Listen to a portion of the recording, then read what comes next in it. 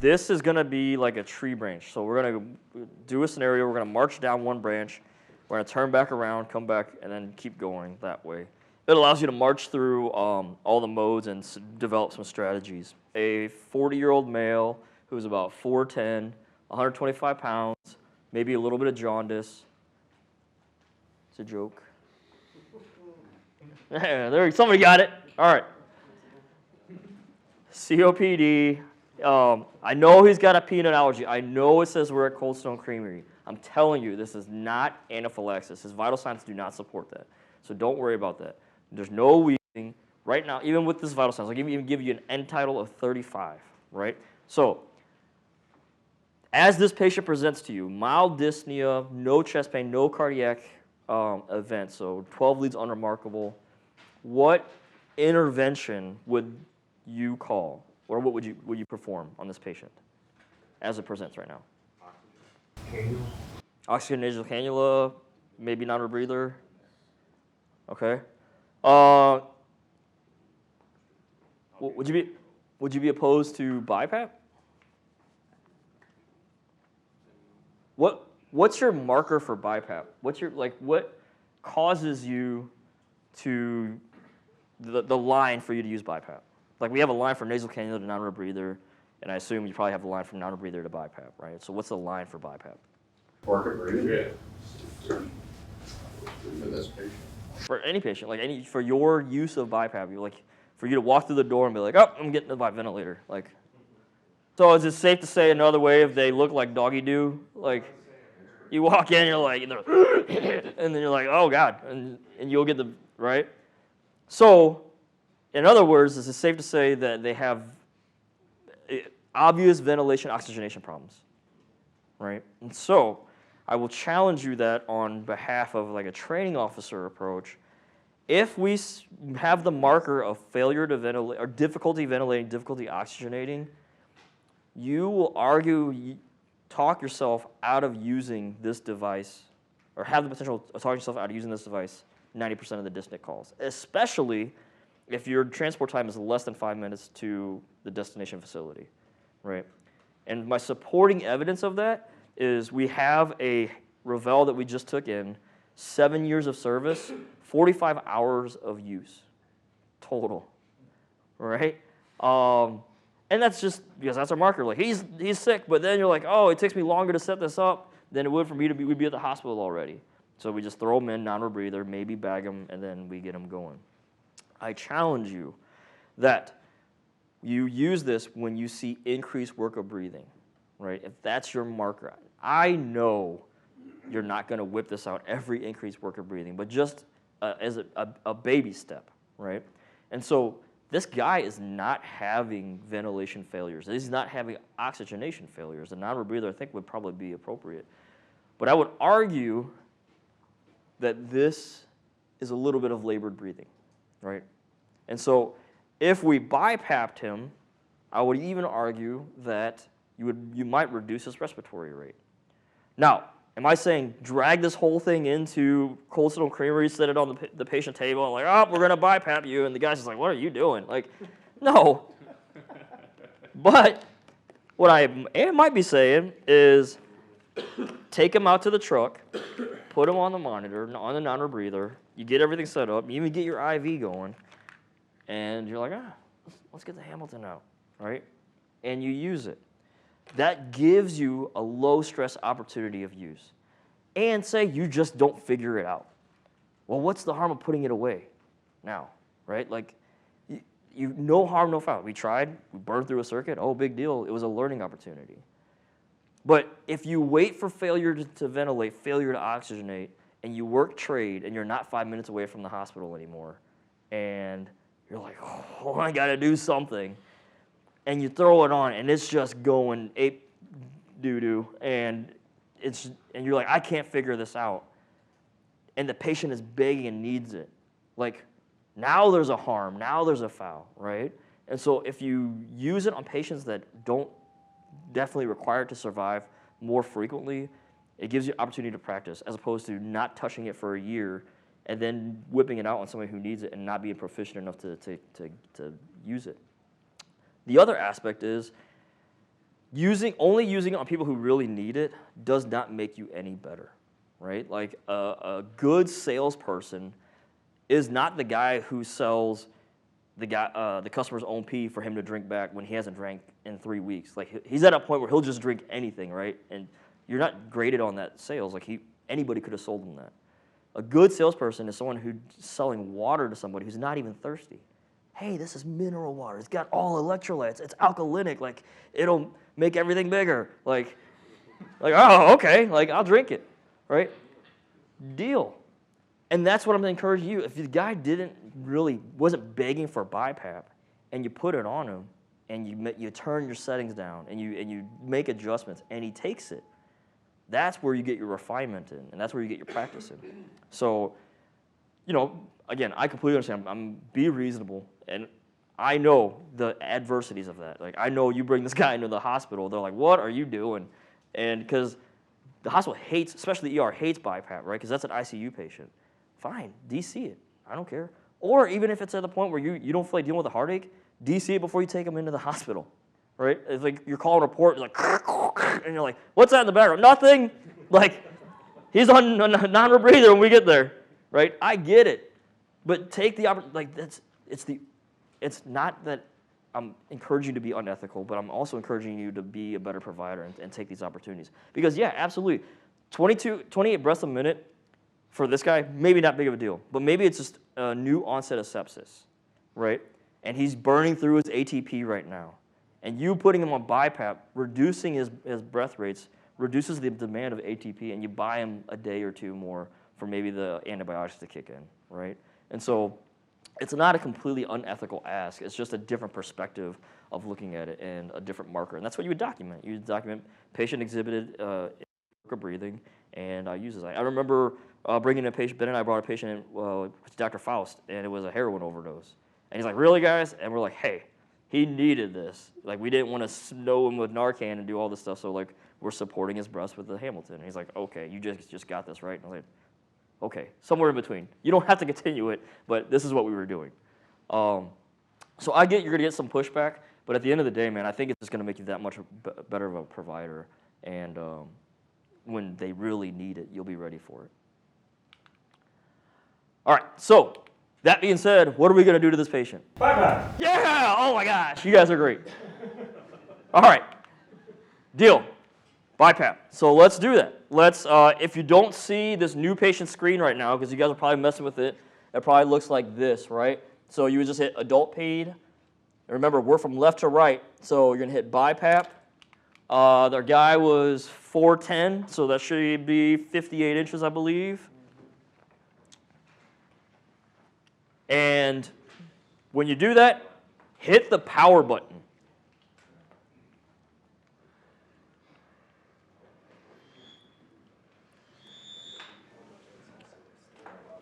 So that power button starts ventilation. I don't know why, but I love that feature. It's a good tactile. I don't have to look for the thing.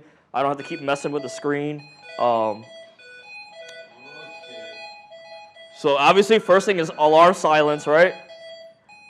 And next thing is alarming more than likely because our default settings is 50% oxygen. So we want to turn that down to 21%.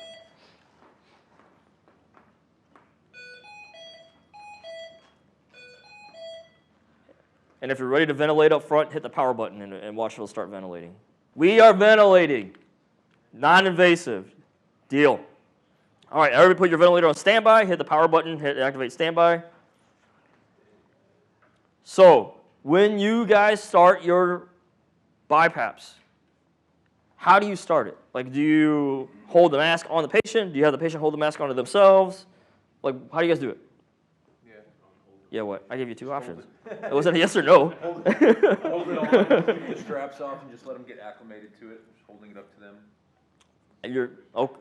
So have you guys had that one where the guy's like? Yeah, usually partner shirt right. in their face and I adjust Push them harder. Yeah. Yeah, so we like smash it on, and they're like. So what happens after that? Like, yeah, it's like, and you're like. So what do we do when that happens? Take it off. Chill out. So before we give Versed, we generally document coaching, right? And if you guys document coaching and you say it works, you're a freaking liar, right? Because Ryan here is thirsty. He's like, oh, I'm so parched. And I'm like, all right, here, fire hose. Burn! And he's like, and I'm like, Ryan, it's okay. And he's like, oh, and I'm like, we're here to help, calm down. And they're like, oh, and like, stop talking. You're just drink faster, right? And then we're like, coaching doesn't work. Procedural sedation, Versed, right? Yeah, absolutely, coaching doesn't work. You're trying to drink from a fire hose. It doesn't even even if the dude is so thirsty, you drink his own pee. You can't drink his own pee out of a fire hose. Like, it's just so much pressure, right? So, what's easier, to drink out of a fire hose or a garden hose? Rhetorical answer or question. Right. So, we can make this a garden hose. No, don't kick it off. It might work. But we do that by our pressure. So right now, default, we live at 16/6, right? Remarkable pressures. It's because they were at 5 over ambient air, and you're introducing 16 into them on top of the PEEP. So let's everybody look at your controls, and you don't have to hit the control button. It's actually right here. Turn your PEEP down to your heart's content, whether it's 2, 1, 3. Make your ratio 6/3. Make it 4/2, whatever you want. Just turn it down. And then also turn the delta P down as far as it goes.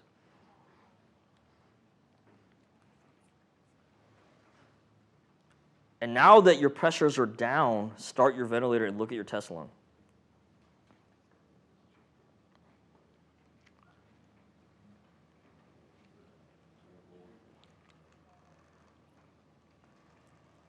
If you turn it down enough, you turned your BiPAP into a simple mask.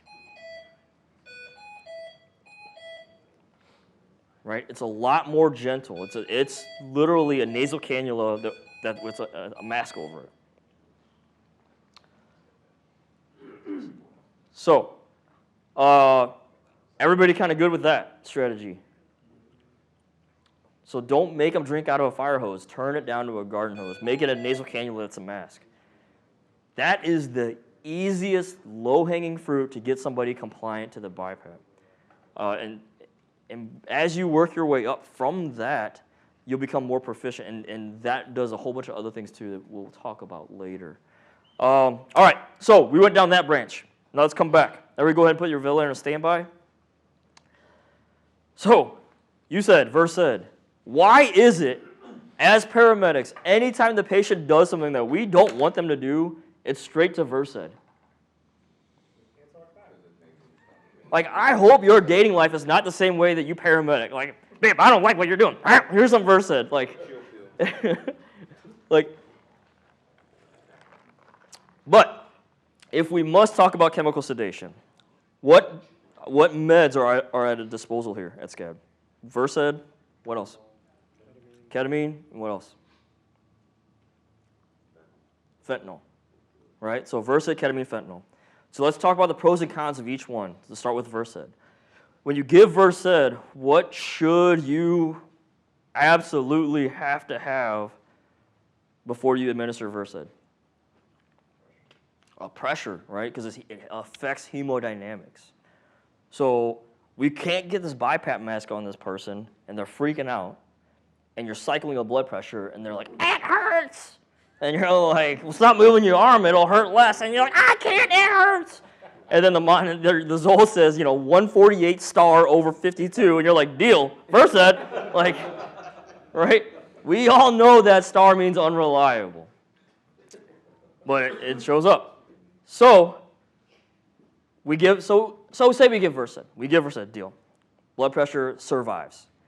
Okay, now what's the dose of Versed that we're going to give? Why 2.5?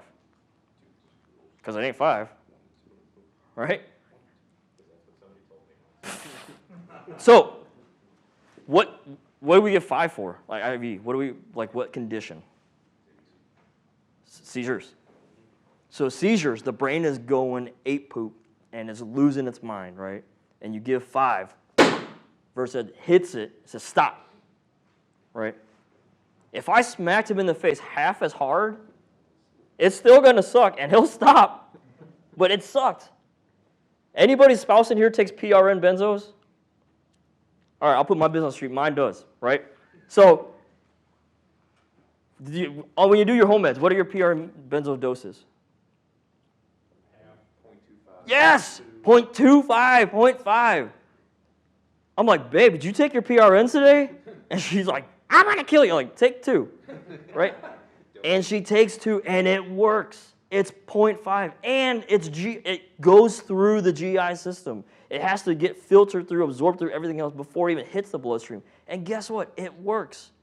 And we give 2.5, they're like, oh, I wonder if this works. Oh, no, crap, it's going to work. Like, you're smoking them, right? So deal, your 2.5 works.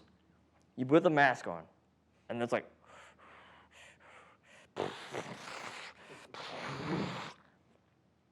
what now? They've lost the tone. They're just obtunded. What do we have to do? Yeah. You could bag them, but Versed's on for 20 minutes, 30 minutes, maybe even 40, depending on their metabolism. We're not going to bag them for 40 minutes, because they're going to end up puking at some point, right? So we intubate them. Why do we give Versed in the first place? To not have to intubate them. So we induce this. And this story happens. It has happened at least twice in the past year, right? I'm not knocking you I'm not knocking it for half. We are humans. We are humans taking care of humans. We take care of humans at 3 a.m. after running 4 pediatric. Like, it's going to happen. I'm not knocking you that. But I would be irresponsible to not offer you better options, right? And so, yes, it happens. As long as you innovate and you manage, deal. That's all I can ask for. But let's talk about better options. So let's talk about ketamine, right? Why is ketamine so great in this phase? And just to show you my affinity for ketamine, I've been off the road for 5 weeks, and our stock of ketamine has like quadrupled, right? Like, we have an excess of ketamine. So that's how much I personally have used ketamine. So why is ketamine so great? What properties does it affect hemodynamics? Nope. Yeah, a little bit of smooth muscle relaxation, bronchodilation factors. Deal. All right, what's the dose of ketamine? And don't give me that 1.5 milligrams per kilo. I know you're not doing that. I'm not doing that at 3 a.m., right? Like, but it's pretty much your pain dose, essentially, right? 20 is what you give for pain. How often do you use ketamine for pain? Who here uses ketamine for pain a lot, other than me? Why'd you stop using it? Sometimes people stop using it because they say it doesn't work, right? The reason why it doesn't work is everybody reacts to ketamine differently. 2.5 of Versed does the same thing to everybody because it's heavy. Almost 1 of Versed does the same thing for everybody.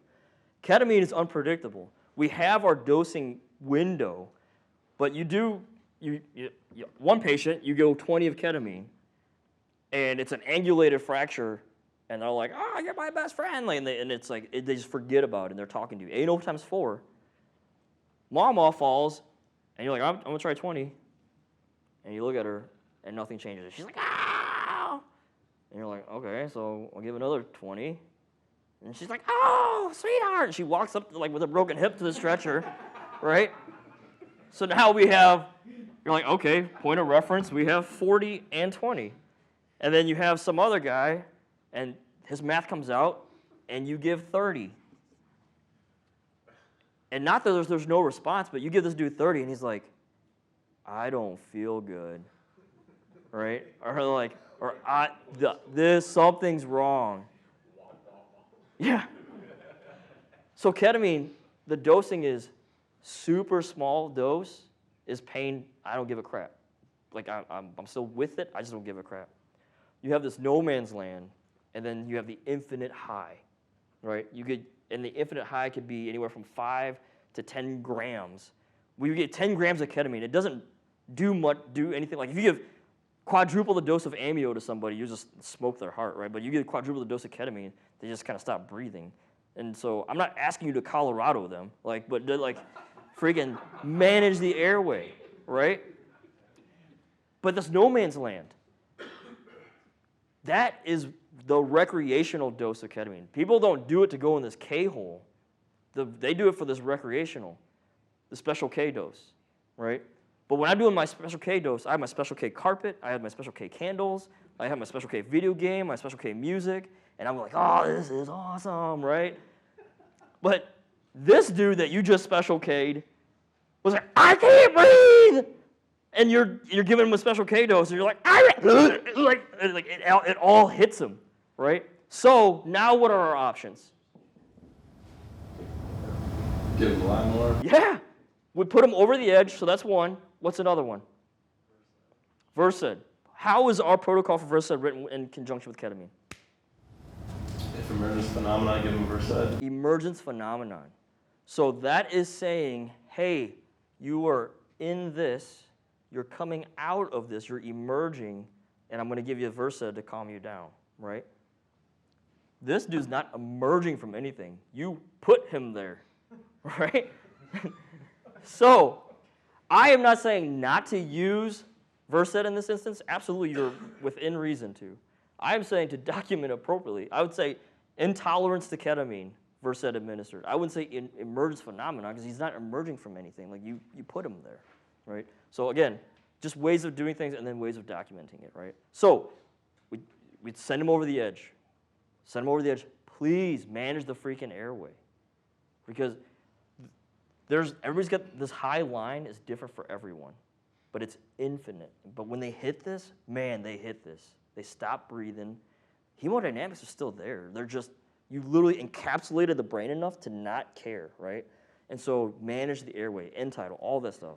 I always do, anytime that Ben and I were like, hey, we're going to do some sort of sedation, some sort of narcotic, immediately before we even get the IV is end tidal, right? So I know we know better, but it would be irresponsible for me not to tell you this. All right, so ketamine. Biggest downside is dosing, right? And that's why it doesn't get used as frequent.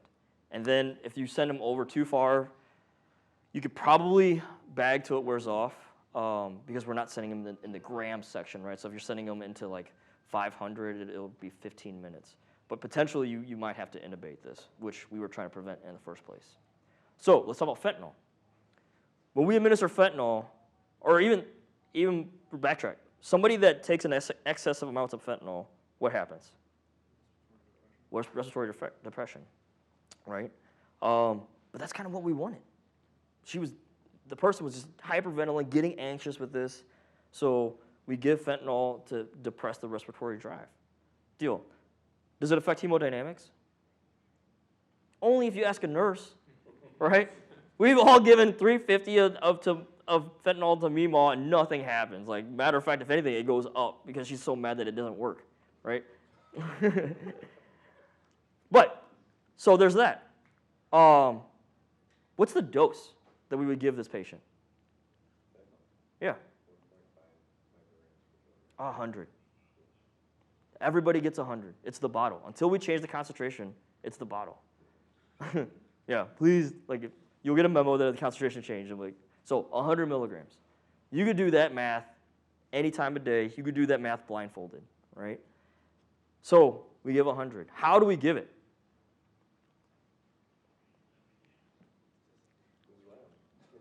All right, I'm going to take my training officer hat off. I'm going to put my anti-paramedic hat on. So we've always been trained to administer IV medication slow, right? Because concentration kills. So if you were to slam 300 in, we didn't want to depress the respiratory drive. We were just trying to take the pain away. We needed 300 to hit the system to take the pain away. 100, we've already established 300 hardly works. So how is 100 going to affect? Concentration kills. The concentration of 100 has to hit. They had to be a system without fentanyl and a system with fentanyl, right? So that J loop holds the bottle of fentanyl.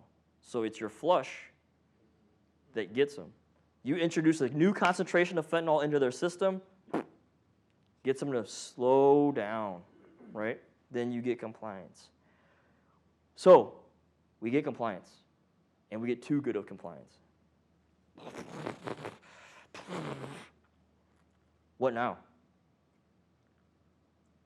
How do we reverse the fentanyl? Narcan. Yeah, I'm not saying make Meemaw dope sick and give her the whole 2 grams of Narcan. Like, give her a little bit of Narcan. Drive that respiratory, the spontaneous breaths back. Work your pressures in, and then negotiate it that way. So we kept her off the tube. We've not affected her hemodynamically, so we've done this without having to get a blood pressure. But we have entitle, and all these things. So it's a safer way of doing it. Now, if you're not comfortable doing it, don't do it. I'm just offering you a way. Do what you're comfortable with, but I want to offer you ways. And to me, in my personal opinion, it's something that you can reverse, right? And it's a safer way of doing it. And it keeps somebody from, when you are a human and you do human things, the other human you're affecting is not intubated, right? So, everybody kind of good with chemical sedation? Deal. Okay. So, when somebody is non-invasively ventilated, we adjust a few things to affect a few things. So if I want to affect end tidal, what are settings that I adjust? Rate, tidal volume. Rate, tidal volume, essentially minute volume, right? So, great. If I want to affect pulse ox, high or low, what do I adjust? And what else? Yes, oxygen and PEEP. How does PEEP affect FiO2?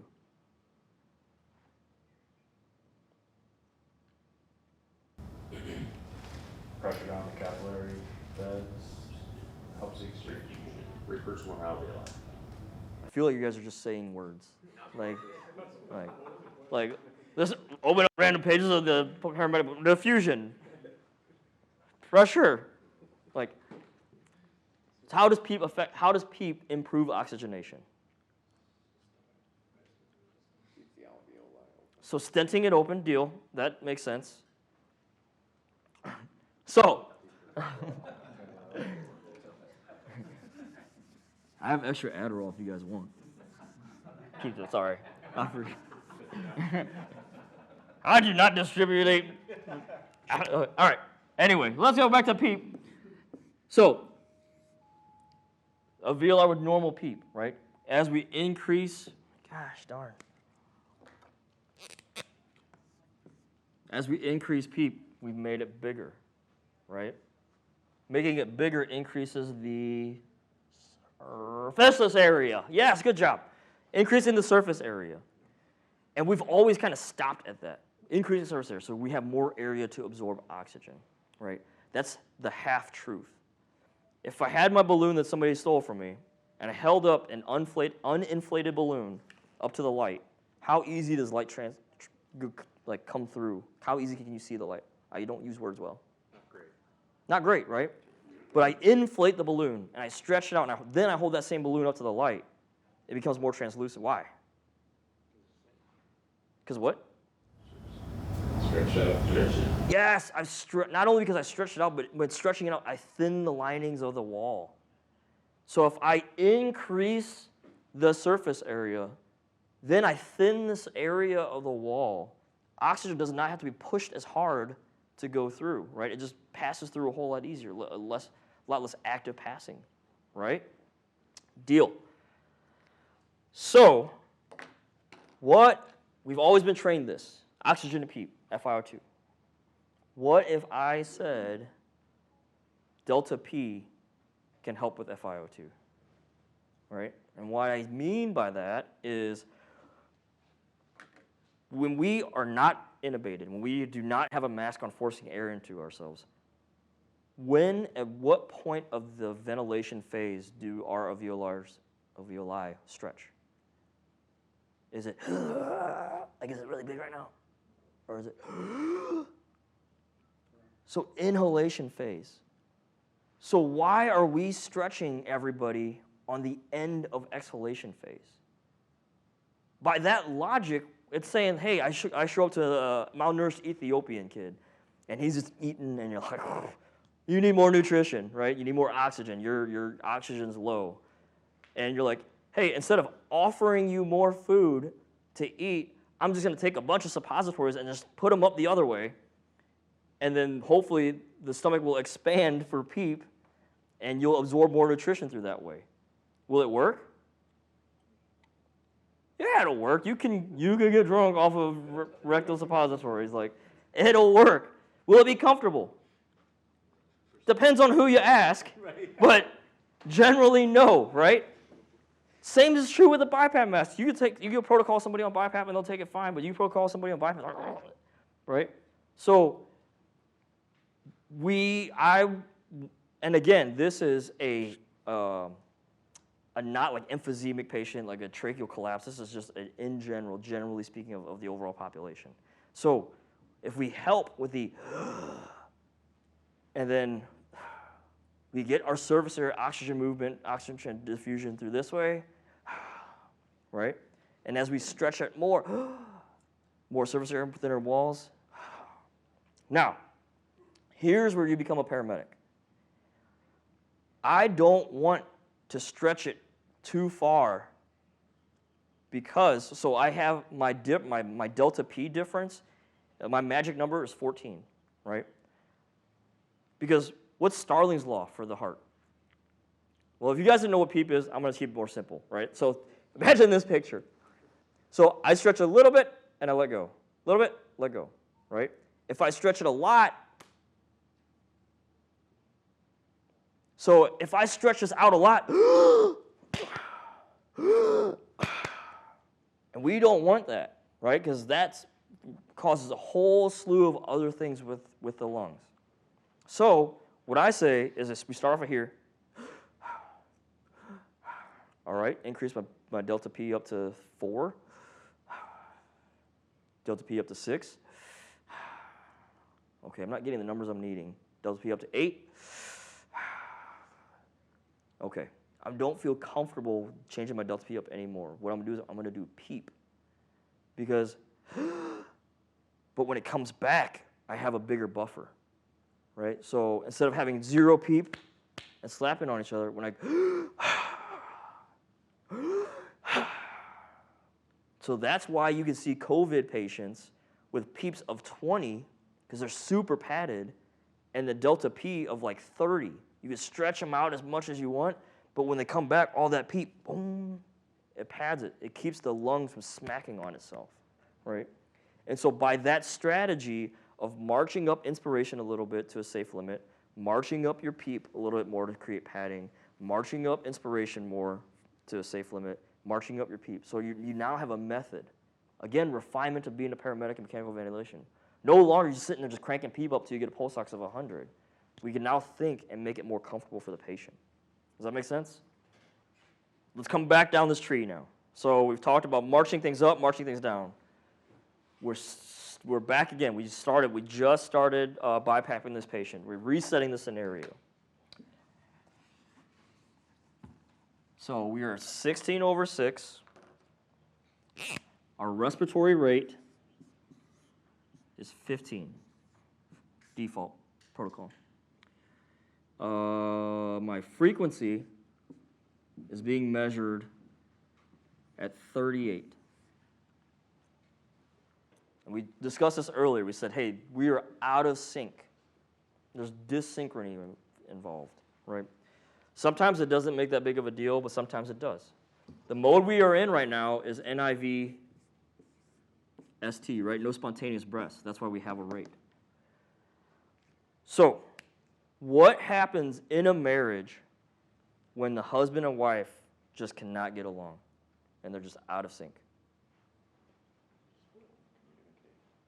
So you try to communicate, but okay. It was either that or murder. I don't know, but either way, the story still works, right? So, babe, you just need to breathe 15 breaths a minute to stay alive. Don't tell me how to breathe. I've been breathing for 40 years. I just need your help. I'm trying to help you. Like, breathe at a rate of 15 breaths a minute, and you'll be fine. Don't tell me. Why can't you just support me? I just need you to support me through my breaths. Help me. Man, I'm trying to help. Breathe 15 breaths a minute, and you won't be so tired. Stop yelling at me. We are not, like, just support me. I just need you to. And this goes back and forth. Eventually, who wins?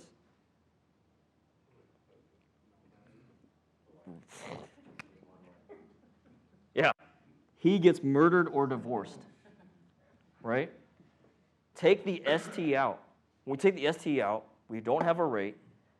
Now, every time she breathes, she gets a little pressure support. Nobody's telling her how to breathe. Nobody's telling her when to breathe. Nobody's giving her a rate.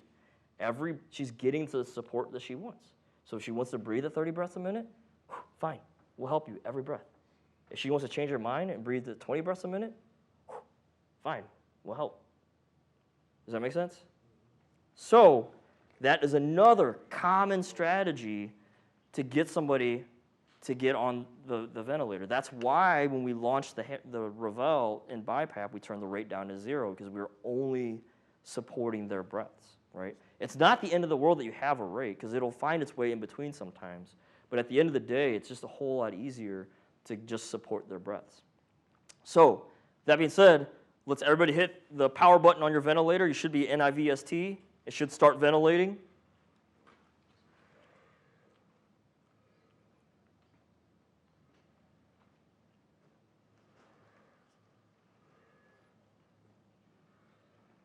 Yep, NIVST.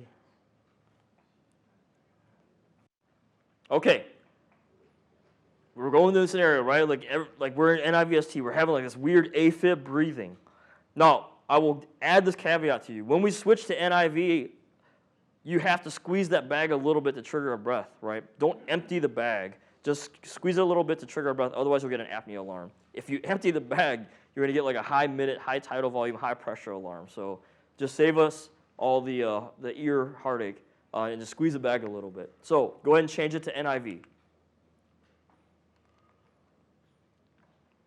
And notice when you look now at your controls, you don't have a rate. You have everything else but the rate.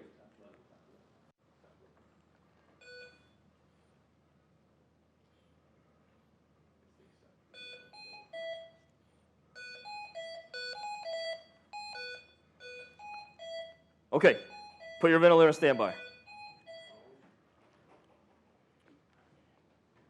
So, we've changed it. We've made it more comfortable for the patient. Great. Numbers look great. Their rate goes from 38, or the frequency goes from 38 to 28. We're setting at 98%. End tidal is 35. A few minutes later, we drop down to 18. Okay, we're good with that. A few minutes later, we drop down to 8. And a few minutes later, it's like 6 and 8, 4. So numbers still look good, but her rate's going down. So what more than likely is going to happen to her or him? Yep, so what should we do?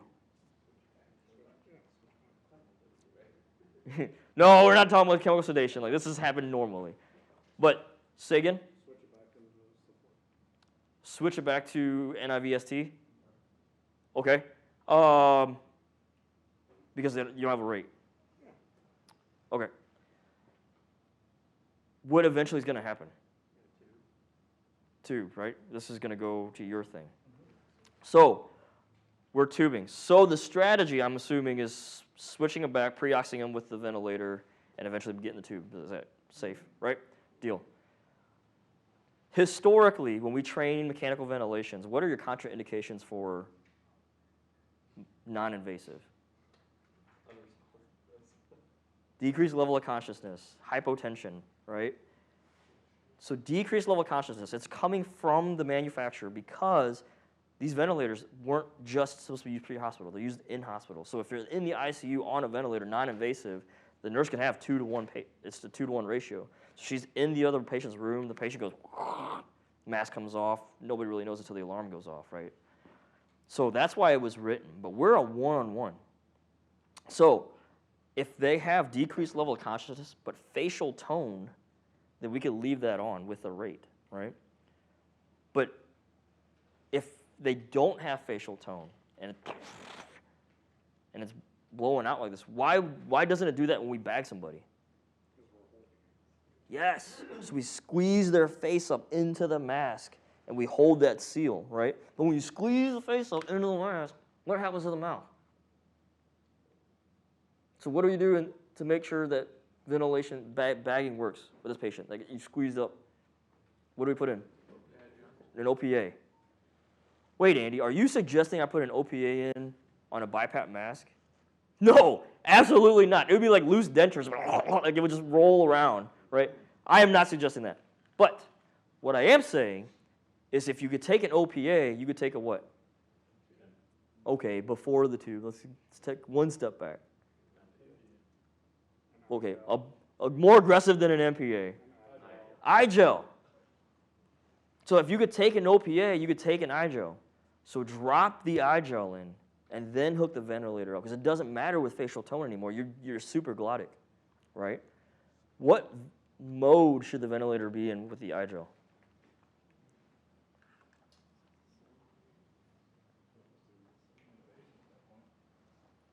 Intubation.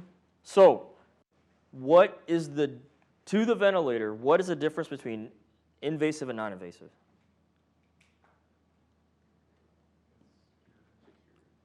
Shoot it, throw it out there. It's a cuffed iGel. Or I'm sorry, a cuffed tube in the trachea. Because a cuffed tube in the trachea means no leaks. So if I give 500, I should get 500 back. So now I can give you volume measurements. If I have a mask on and I give 500 and I don't get 500 back, who's to say that 500 went in the lungs? Who's to say that 500 didn't leak out the mask? So you don't get reliable mils, reliable tidal volume, reliable minute volume in non-invasive, right? So if we have an iGel in, we're really not invasive because it's still, we've all had iGels leak, right? And so you would stay in the mode you're in right now. You're in NIVST. Full oxygen, 100%, have a full rate.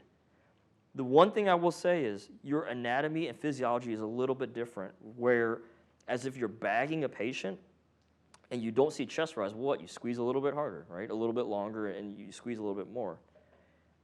So you have to do almost the same thing with a ventilator. If you don't see chest rise with an iGel, you have to increase your pressure support or your delta P because that inspiratory breath has to have a little bit more drive behind it to raise up the gravity and raise up all the anatomy that's pushing on the lungs, right?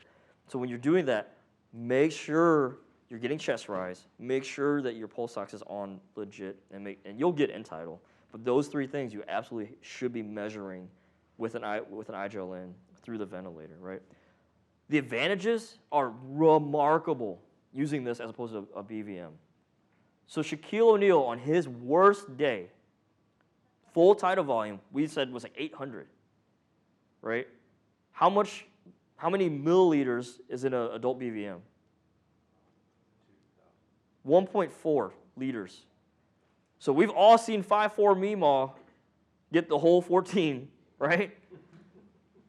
Like 30 breaths a minute.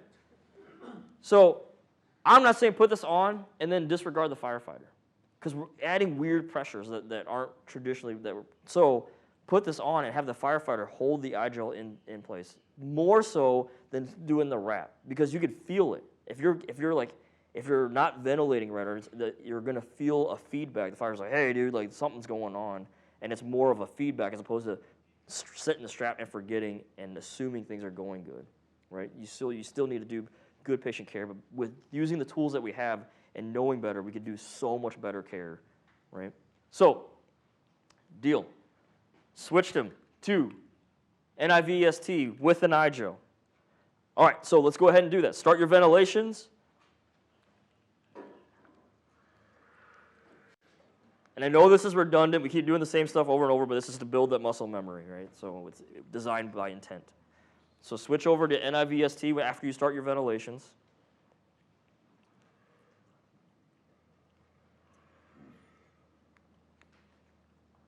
Everybody in the mode? Okay. So we're going to do our workflow, right? We're going to march through this. You guys are my partner. I am tubing. You guys are managing the ventilator and the monitor, whatever. So, all right, we're going to get ready to tube. You guys are pre-oxing. Chief, can you get me 100 of rock, 100 of fentanyl, and 100 of ketamine? So, boom, boom, boom, it's in. All right, we just gave them medicine at 11:35. The blade's not going to touch the patient's mouth until 11:37, right? I put that out to the world. So, I don't do, hey, we gave the med at 11:35 and the blade touched at 11:36, because what if it's 11:35 and 30 seconds, and when it turns 11:36, it's only 30 seconds in, right? So I give the 2-minute buffer because the rock's not going to wear off. Like, so I give more than enough time for the rock to take. And then we talk about this. I put it out to the world. I said, hey, I'm going to try twice. Ben, you're going to try once. If we don't get it, we're cranking her. Are we really? Yes. Okay. My first attempt is going to be with a bougie. Second attempt is going to be a 7 and a tube with a stylet, and then player's choice for you. So Ben knows my first 2 attempts, so he could change up his strategy if he wants, right? So, deal. Okay, perfect, 11:37. We're getting ready to tube. I'm going to go ahead and put the ventilator on standby. Simultaneously, as you put the ventilators on standby, I'm pulling the tube out. So, go ahead and put your ventilator on standby. So I pull the eye gel out, I hand it to you. You could disconnect the eye gel, open the mouth, insert my blade, look at my uvula, go down, see my epiglottis, vallecula, lift up, see my arytenoids, deal. Take my tube, pass it through, inflate the bulb. All right, I'll take that back. Thank you, sir. Connect it. Go ahead and start ventilations, please. Hit the power button, hit whatever you want. Okay, good. We still have a little bit end tidal. Let's listen to our lung sounds. Epigastric. Can you give me a breath, please? Can you give me a breath, please? Scott, if I could get a breath from you.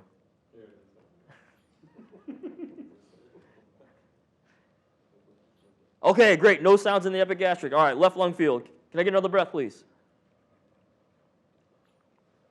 Okay, good breath sounds. And the right lung field, one more breath. Deal. We're intubated. We've done our cycle, right? Was there a problem? Oh no, we're not measuring. But we're giving breaths. It's okay. It takes 2 seconds to switch our mode, so let's switch our mode. Let's go to ASV.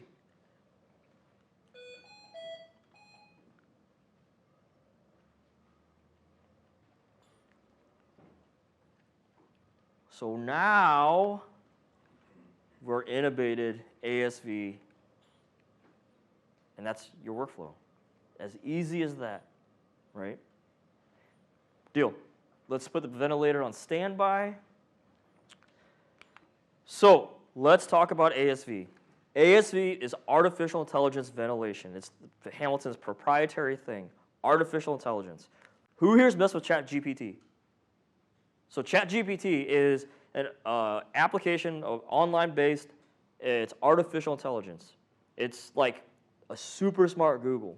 So in Google, you would type in like Blue Falcon, and Google is like, I'm assuming you want these pictures, and it sends you pictures of blue falcons, right? And then you go to ChatGPT, and you're like, hey, what does the military call a guy that screws over his neighbor? And then ChatGPT is like, oh, I know that answer, Blue Falcon, and it answers you like you're talking to it like a human. It can think, right? So ChatGPT was great at inception because of the internet was this oyster, and it would just do all sorts. It would write term papers. It would do ninth brain quizzes, and it would do other things. It would do ninth brain quizzes, and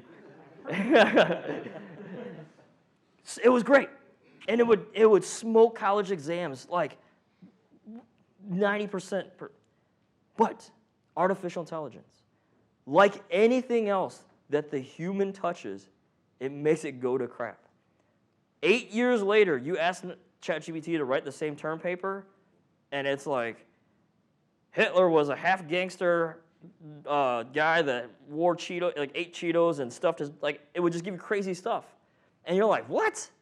Because I would tell you about ChatGPT, and you're like, oh, that's cool. Hey, ChatGPT, can you write me a Christian rap song of a guy that wears diapers? And if enough people do that, the system's like, I guess this is normal for humans, so this must be what they want.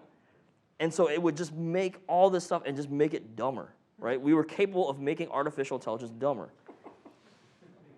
There is a point to this story. The point to this story is artificial intelligence. Crap in gets crap out. Crap in gets crap out. So the ventilator is going to do all of this mathematical stuff to the patient. And like, oh, I'm so smart. Here's your tidal volume. Here's your minute volume. And all this. This is what you should have. And the patient's like, okay. But then something happens to the patient. The tube migrates. Something happens. And the patient starts giving it different information. Hey, my tidal volume is smaller. Hey, my rate's a different, like crazier. I'm losing compliance in my lung. And ASV's like, okay, I guess this is normal. And it changes. And there's no alarm set. And you still see a little bit of chest rise, you still see numbers, and you're just like, okay, everything's happy. And it's not. So ASV is not the microwave that you set to 5 minutes, you put the TV dinner in, you start, and you walk away. ASV is setting the microwave at 5 minutes, putting the TV dinner in, and putting an aluminum fork in next to it. You're like, something bad might happen, so I might get away with this, but let's stay and watch. And you hit start, and you're like, oh my God, it's a big spark. Oh, okay, this is one spark. Oh, I should probably stop, right? So the takeaway is your patient can affect the artificial intelligence. And because of that, you need to monitor ASV.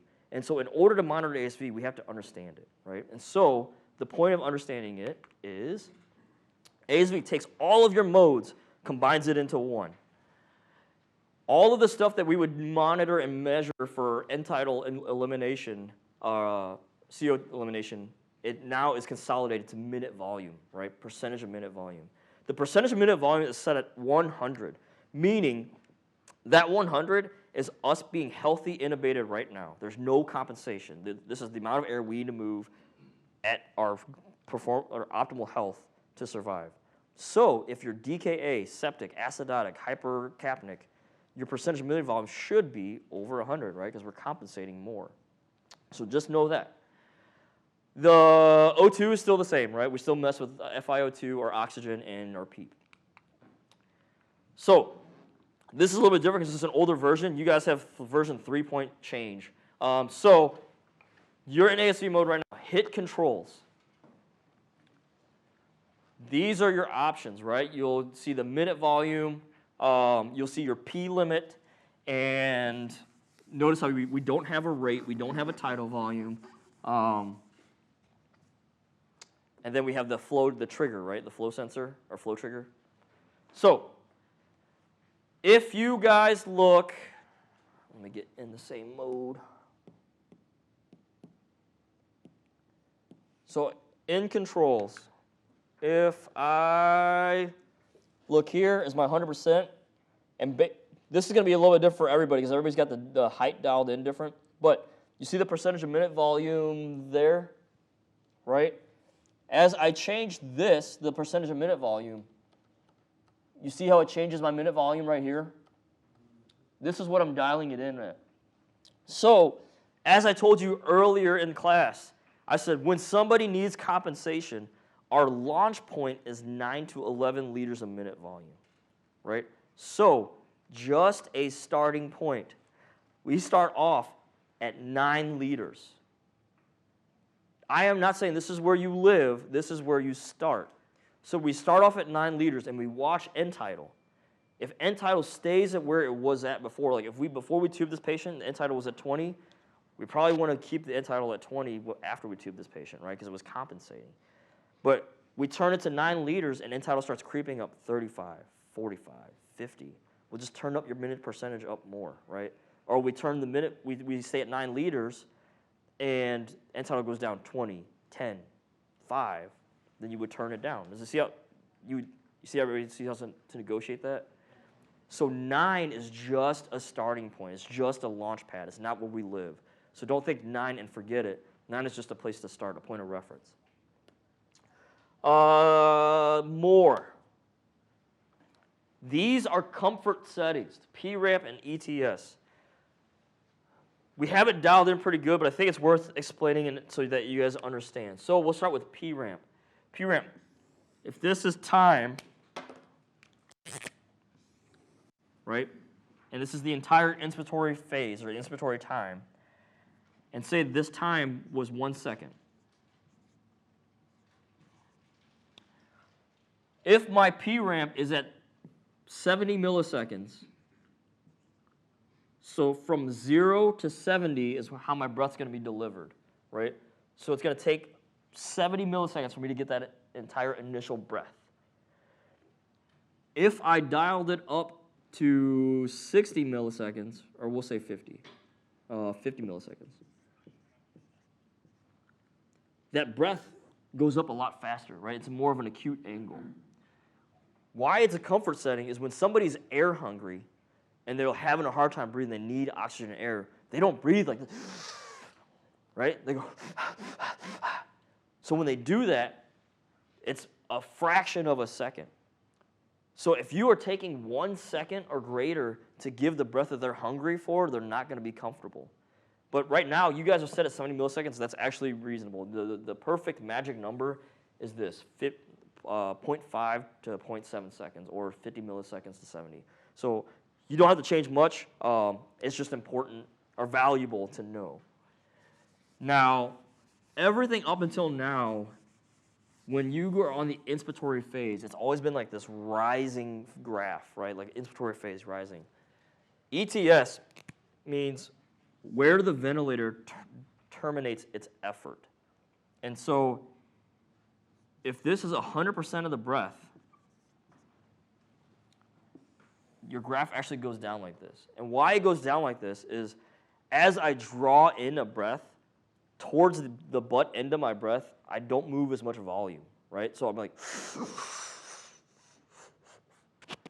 the volume titrates off because my lungs are full, right? So by that being said, anything past 50% doesn't make physiological difference to the patient because they've gotten the bulk of the volume that they're looking for on the front end of that inspiratory breath, right? And so why it's important or why it's comfortable to terminate the ventilator effort at 50% of the inspiratory phase is say the patient is done breathing. He goes and got all the volume he needs, but your inspiratory time is messed up and the ventilator is like, hey, you're not done yet, and it keeps shoving more air in, right? That's what makes it uncomfortable. That's what makes it hard to take to the mask because it's still shoving air in when the patient's like, hey, I've been done breathing 0.5 seconds ago, right? And so that is why yours is set, I believe, at 50%, 40%. It's even better. And that's why it's okay to trim it down because the bulk of your therapy is on the front end. Everybody good with P-ramp and ETS? Again, not settings that you're going to have to change very often, but it's worth knowing. All right. This is just another way to see it, another way of saying it. Basically, as your end tidal goes up, you would increase your minute volume to reduce it. If your end tidal is going down too much, then you would decrease your minute volume to reduce it, so on and so forth. Okay, this is also important. The blue line is your P limit line, right? That's the limit that we told the ventilator, hey, do not give a breath more than this limit. The red line is always 10 above your P limit. That is actually your pop-off valve. So don't associate the blue line like how we knew the Ravel with the high pressure limit. Because in the Ravel, if you hit the high pressure alarm, it pops off, right? It keeps the patient safe. The blue line is not that high pressure limit. The red line is the high pressure limit. And why that is important is the ventilator will give a breath of 30 pressure of 30. If the patient breathes against that, then you now have interthoracic pressure higher than 30, right? Which could potentially cause barotrauma. And so it needs to pop off somewhere. And so if you have a patient you pick up from the ICU and the nurse says, hey, do not let pressures exceed 60, what do we set our P limit at? 50. Yeah. Because there's the margin of error, and then when it hits 60, the ventilator just opens up everything and lets the air escape, so there's no buildup of interthoracic pressure. So that is one important thing to recognize. I think we talked about it earlier when we intubated Shaq when he got burned. We have resistance, right? And so when we set our P limit at 30, we're going to get a P limit reach because it's not enough pressure and time to give the tidal volume that Shaq needs, but we've had so much resistance.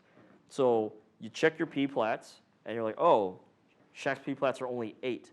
Now I can turn my P limit up higher to make sure I get his tidal volume and his minute volume. Is everybody good with that? Okay. So this is how the artificial intelligence works. It's actually super easy. It's going to give a breath, and it's going to say, look at the feedback of the lung, how much of a breath I could give safely, and then figure its way out from there. Once it figures out the tidal volume, it fills in the blank with the rate. So on this curve right here, at any point on this curve is the minute volume that you set, right? And so what I mean by that is if I set a 6 liter minute volume and I move 6 liters of air in one breath, well, guess what? I only have to give 1 breath a minute.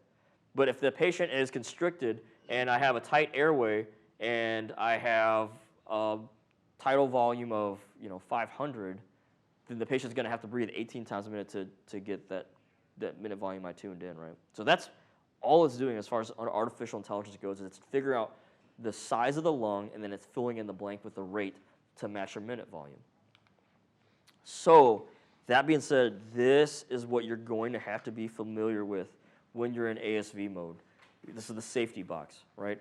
And so number 4, the red box, is the safe limits of the patient. The plus sign is what the patient is currently doing. The green dot with the circle is where the patient is believed to be ideal and perfect.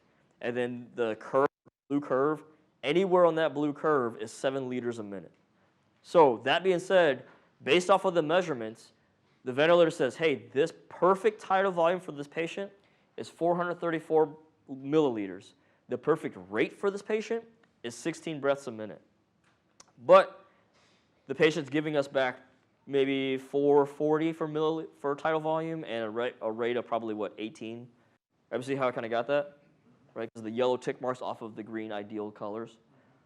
So those are those icons. When we look at the safety box itself, D and C are the limits of the respiratory rate, the safe limits. So anything beyond D is essentially apneic or unsafe, too slow.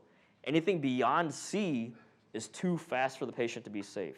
It's possible, but it's just not safe. A and B are the upper and lower limits of tidal volume. So based off of the measurements and the compliance of the lung, the patient's breath should not exceed 780 and should not be below 300 or 400, right? Because anything like that, then you're only ventilating in dead space and you're not oxygenating. Everybody kind of see that? So the safety box is reflected off of pathophys.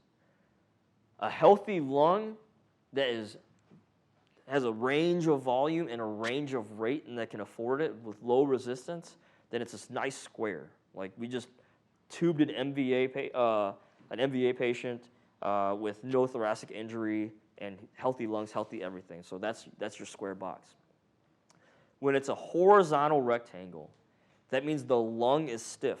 There's no stretch to it. There's a tight limit between upper and lowers, right? Constricted airway. So because our limits are tight in volume, we have to make up for it in rate, right? And so it's going to say, hey, based off of everything, you can breathe this fast. You're just not going to take that deep of a breath. So a horizontal box is obstructive lung, restrictive, low compliance.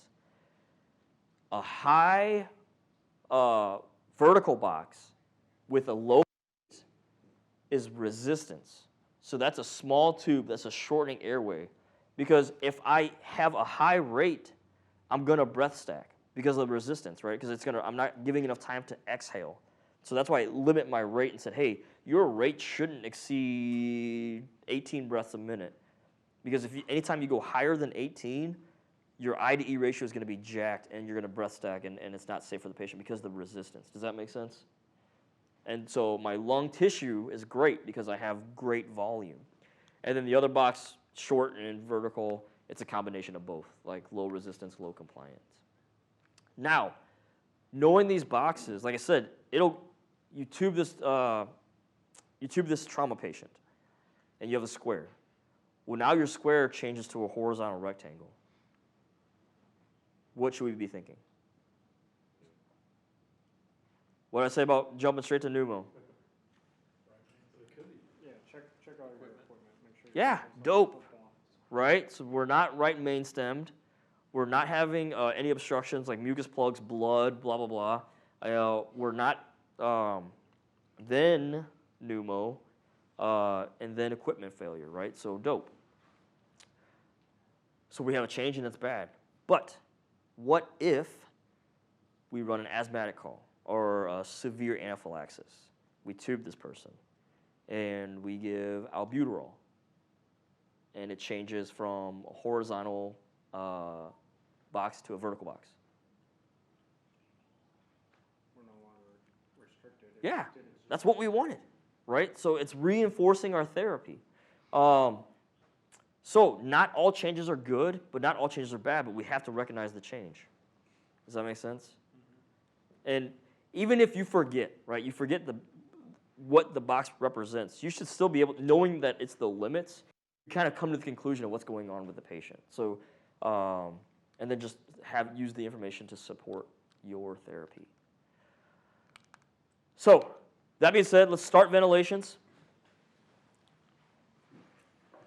Anywhere on the bottom graph, like there's the two flow graphs, just tap in the screen. And it brings up a window. It says graphics. Yep. So hit graphics, ASV graph. All right, so everybody sees their ASV graph, yeah?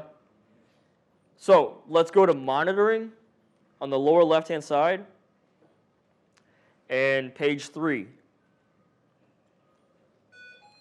That's where you're going to see your P-plats, right? You see our P-plateau. Again, so as far as workflow goes, that would be one of the pages that I take a picture of with my phone. So I would take a picture of page 3 on monitoring at the least, and then your regular operating screen. Now, we talked about earlier for the flow graph with breath stacking and seeing it go up to 0. Page 2, or actually page 3, also gives you an auto peep value, right? And so right now, most areas auto peep is 0. Auto peep upwards of 3, like less than 3, it's okay, not the end of the world. When it's more than 3, you need to start doing something. More than likely, if you're in ASV and you have auto peep of 3 or greater, what you should probably do is turn down your minute volume, right? Because your minute volume's being calculated, and they're trying to make up for the rate, so they're not giving them enough E time, expiratory time, to exhale that. So if you're in ASV and you're getting auto peep greater than 3, more than likely you're going to have to turn down your percentage of minute volume. Now, that being said, we tube this DKA patient. His end tidal right now, as we sit on our ventilators, is like 50, right? So let's turn up the percentage of minute volume up to 9 liters. If you can't see, it's probably because your monitoring screen is still up, and the upper left-hand side of that, there's an X. You can hit that, and it'll go away. And now turn your minute volume percentage up. You have to go to controls for it to give you a feedback on the actual numerics of the minute volume that you're wanting. If you're just doing it on the operator screen, it's only going to change the percentage up, but you won't see the dialed-in minute volume. 9. Yep.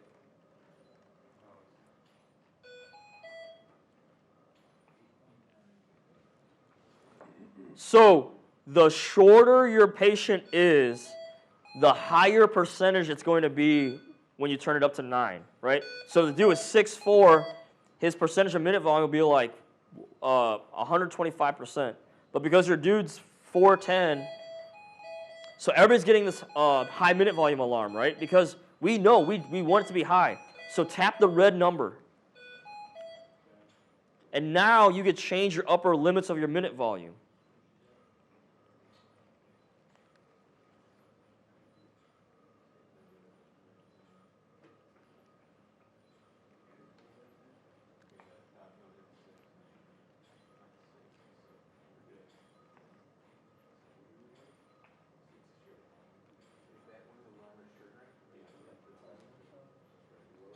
What's that?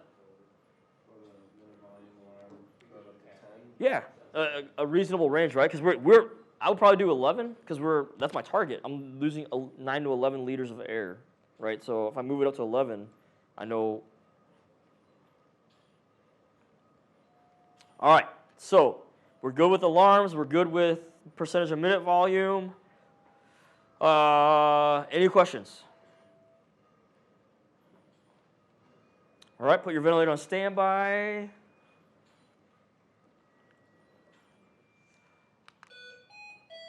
So we've addressed most of this. The leak percentage, that's on page 2 of your monitoring. It gives you a PV leak. If it's greater than 50%, the easiest thing is to turn your pressures down, right? Because high pressures are going to create those leaks. So if you have a leak greater than 50%, just turn your pressures down. In NIV mode, so that was NIVST. In NIV mode, whenever you're ventilating and, well, I'm sorry, CPAP. This is the only mode you could do CPAP in. And why it's important for you guys to know, Brian in particular, is a lot of the critical care guys coming out of Brian Stewart's class, he's a very favorable guy of CPAP in certain physiological conditions. And so naturally, all of his students coming out will be looking for CPAP. NIV is the only one you could do CPAP in. And where you would do that is you would go to NIV, you would turn your delta P down to 0, and then your PEEP is whatever the PEEP is, and that's your CPAP. So that's just important to know.